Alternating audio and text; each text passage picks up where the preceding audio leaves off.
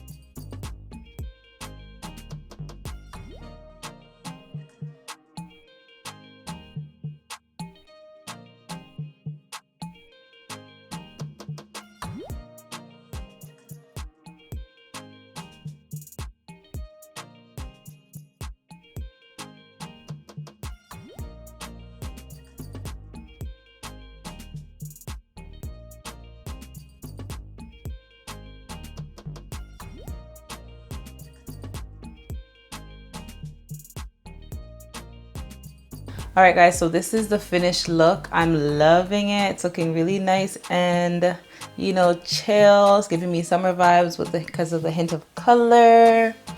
This can also be fall vibes too, so just in time for fall. But I mean, it's not about what you wear, it's about how you wear it.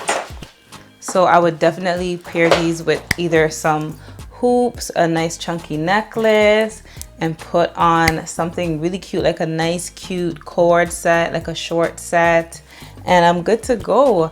I opted for a wet set kind of look as opposed to, like, you know, the poofy drier look, which is still beautiful. I set my hair using this setting lotion here from Optimum. It's a quick dry styling lotion, and also some Nairobi.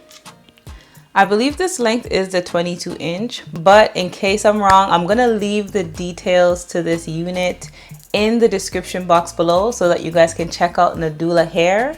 If you guys love how this unit turned out and how it looks on me, don't forget to give me a thumbs up and also leave a comment below.